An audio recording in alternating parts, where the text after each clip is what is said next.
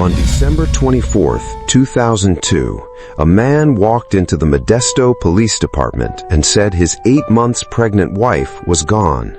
Her name was Laci Peterson. She was 27 years old, 6 days from her due date, and by that evening she had vanished so completely that a case which should have taken hours to close would instead take 22 months. One confession that never came, one affair that blew the case wide open, and one verdict that a jury of 6 men and 6 women would deliver to a courtroom that erupted before the judge could finish reading it. If you're new here, welcome to Unsolved Crime Detective. Hit subscribe and drop the city you're watching from down in the comments. We're going to walk through this one exactly the way investigators did, piece by piece, contradiction by contradiction. Let's start where they started. The last confirmed contact anyone had with Laci Peterson came the evening before, December 23rd, around 8:30 p.m., when she spoke by phone with her mother, Sharon Rocha. Nothing about the call raised alarm. Laci was due to give birth to a son she and her husband, Scott, had already named Connor. Scott Peterson told police a simple story. He said he'd last seen his wife around 9:30 that morning at their home on Covina Avenue in Modesto, California. He said he then drove roughly 90 miles to the Berkeley Marina alone to go fishing. A parking receipt from the marina backed up part of that account. When he returned home that evening, he said, Laci wasn't there. A neighbor found something else that morning. The Petersons' dog, a golden retriever named Mackenzie, wandering the neighborhood, still wearing his leash. If Laci had gone out to walk him, as investigators suspected, something had interrupted that walk. What exactly, no one could say, not yet. Within hours, Modesto police and hundreds of volunteers were combing canals, fields, and waterways. Search planes went up. Search boats went out on San Francisco Bay near Berkeley, where Scott said he'd been fishing. Sharon Rocha and Laci's stepfather stood in front of cameras and begged for her safe return. Somewhere in that same frame, investigators were already watching someone else, the husband, standing just off to the side of it. Here's the detail that started pulling at detectives almost immediately. Scott Peterson didn't act like the husbands they'd seen before in cases like this. Retired Modesto detective John Bueller would later describe him as seeming like the perfect next-door neighbor, pleasant, composed, cooperative on the surface. But composed is its own kind of red flag when a man's pregnant wife has disappeared without a trace. He declined to take a polygraph test, and when police started asking him to walk them through his whereabouts that Christmas Eve morning, his story didn't hold still as it should have. That's one thread. Here's the second one, and this is the one that changes everything. 6 days after Laci vanished, on December 30th, 2002, a massage therapist from Fresno named Amber Frey saw the missing persons story on the news. She recognized the man in it. She'd been dating him for over a month. She called the police. According to Frey, she and Scott had started seeing each other on November 20th, 2002, about 5 weeks before Laci disappeared. He'd told her he was single. Later, she said, he told her something else entirely, that he had lost his wife, and that this would be his first Christmas without her. He said this to her on December 9th. Laci Peterson didn't go missing until December 24th. Sit with that timeline for a second, because the prosecution certainly did. Detectives asked Amber Frey to help them. She agreed to record her phone calls with Scott. Former Detective Bueller later said her recall of their relationship was so precise, down to what they'd been wearing on each date, that it read almost like a script. Those recordings would become some of the most consequential evidence in the entire case, but that revelation was still a month out of becoming public. For now, it stayed a secret between Amber Frey and the Modesto Police Department, while the search for Laci Peterson continued in plain sight of the entire country. On January 24, 2003, Amber Frey stood in front of reporters and confirmed it herself. She had been in a relationship with Scott Peterson, and she had not known he was married. 4 days later, in a televised interview with Diane Sawyer, Scott admitted to the affair, but claimed he had told Laci about it. He described it as something that wasn't anything that would break us apart. The public reaction was immediate, and it wasn't sympathy. Family members and friends noted his conduct in the weeks that followed, struck them as wrong for a man whose wife and unborn son were still missing. He was reported to have been seen laughing at a candlelight vigil held for Laci, and in February, while the search was still active, he sold her sport utility vehicle, a decision investigators would later point to as an attempt to shed evidence or simply move on from a life he no longer needed. None of that was proof of murder. None of it explained where Laci was, but it was reshaping how an entire country understood the man standing at the center of the search for her. For 3.5 months, there was nothing. No body, no confession, no break. Just a missing pregnant woman, a husband under a cloud of suspicion he refused to lift, and a family running out of places left to search. Then, in mid-April 2003, the case changed forever, and not through anything Scott Peterson said. On April 13th, a woman walking her dog along the shoreline of San Francisco Bay near Point Isabel found the remains of an infant boy washed up on the beach. The next day, less than half a mile away, a second set of remains was recovered, a decomposed female body. Both had been in the water for months. Both were found only a few miles from the exact stretch of bay where Scott Peterson said he had gone fishing alone on December 24, 2002. On April 18th, the coroner confirmed it. The remains were Laci Peterson and her unborn son, Connor. That same day, the day the identification became public, Scott Peterson was arrested. Not in Modesto, not home. He was picked up near La Jolla, close to the Mexico border, with his hair and goatee bleached, roughly $15,000 in cash on him, and his brother's identification in his possession. Prosecutors would later argue that told its own story about where he'd been headed and why. If you're feeling the weight of that discovery, you're not alone. Go ahead and drop a comment with your thoughts, and if this story is getting to you, a like helps this reach more people who care about cases like this one. We're not done, not by far.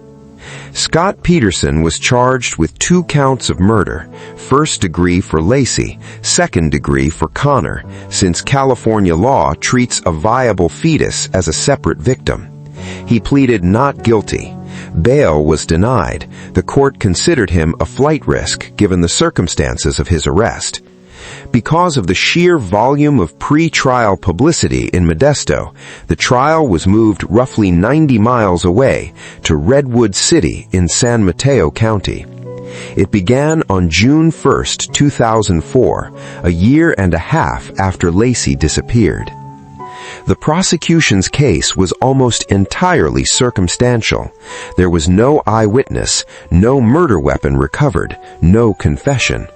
What they had instead was a pattern, a man with a secret relationship, a lie about being a widower told 2 weeks before his wife actually vanished, a body found near the exact location of his alibi, and a documented motive prosecutors argued as old as it was ordinary, a man who did not want to be a husband and did not want to be a father and saw a way out.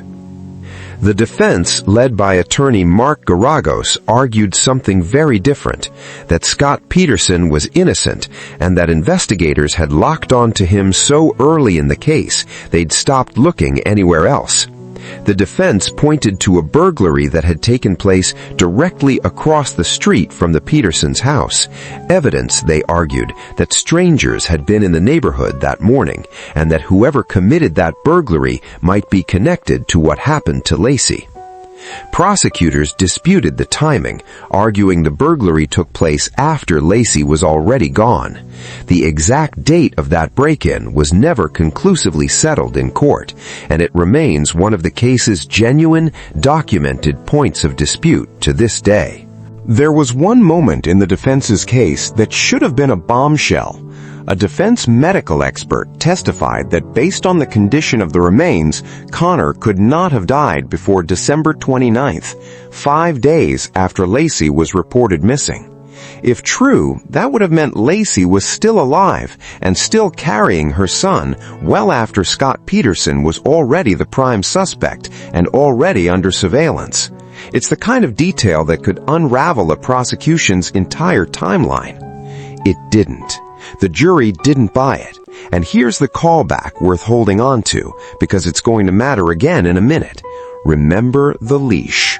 The dog, wandering alone, no Laci in sight. Prosecutors argued that detail placed Laci's disappearance squarely on the morning of December 24th, not days later, undercutting the defense's timeline before it ever reached the jury. Then came August 10th, 2004. Amber Frey took the stand. She described a man who lied with total ease about his marital status, about where he lived, about where he traveled. And then the jury heard it for themselves, the recorded phone calls. In one of them, Frey can be heard confronting him directly. "I deserve to understand an explanation of why you told me you lost your wife, and this was the first holiday you'd spend without her. That was December 9th you told me this, and now all of a sudden your wife's missing?" There was no good answer to that question. Scott Peterson never gave one that satisfied the jury. Attorneys who watched the trial later said that testimony was the turning point, the moment the emotional weight of the case became too loud for the circumstantial evidence to compete with. Whether that's a fair account of how a jury should weigh a case, or a sign of exactly how justice sometimes actually happens, is something people are still arguing about 20 years later. If this case has you questioning what you thought you knew, hit subscribe. We cover real investigations, real evidence, and the questions that never fully go away. Now, the ending, or as close to an ending as this case has ever gotten. Jury deliberations began on November 3, 2004.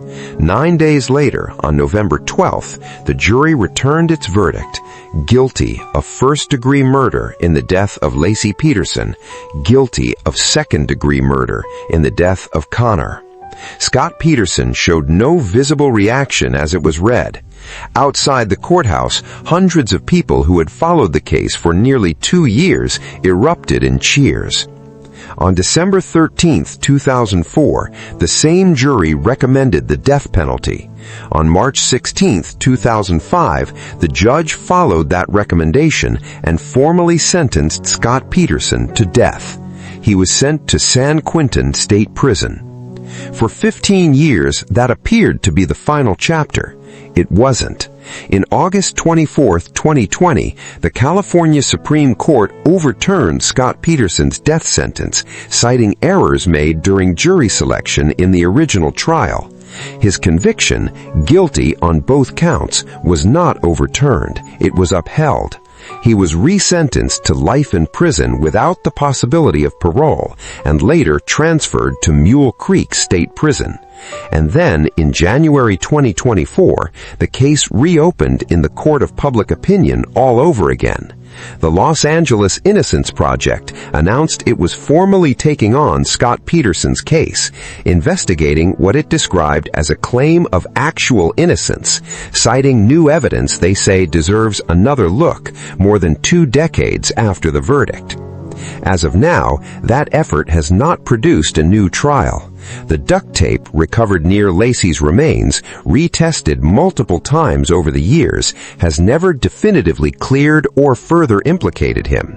It remains, like the burglary across the street, like the 5 days in the medical examiner's estimate, an open thread in a case the public was told was closed 20 years ago. Scott Peterson has never confessed. He has never stopped saying he didn't do it. If I have a chance to show people what the truth is, and if they are willing to accept it, it would be the biggest thing that I can accomplish right now, because I didn't kill my family. A jury heard the evidence and reached a different conclusion, 12-0 in 9 days. That verdict has survived every appeal for 2 decades. But an innocence investigation is now actively underway, examining the same case file with fresh eyes, which means legally and factually, this story does not yet have a final chapter. What we can say for certain is this: Laci Peterson was 27 years old. She loved her family, was days from meeting her son, and was last heard from on an ordinary December evening, saying nothing that suggested it would be her last conversation with her mother. Whatever the courts eventually decide about the man convicted of her murder, that fact was never in dispute, and it's the one this story should end on. Before we close out, subscribe, share this with someone who follows true crime, and drop in the comments what stayed with you most: the timeline, the recordings, or the questions still sitting unanswered in Modesto. Because that's the real reason cases like this stay with us, not the verdict, the people they took. Laci Peterson never got to meet her son. 22 months after she vanished, a jury decided who was responsible for that. 20 years later, that decision is still being tested. And somewhere in Modesto, a family is still waiting for the day no one has to ask that question again.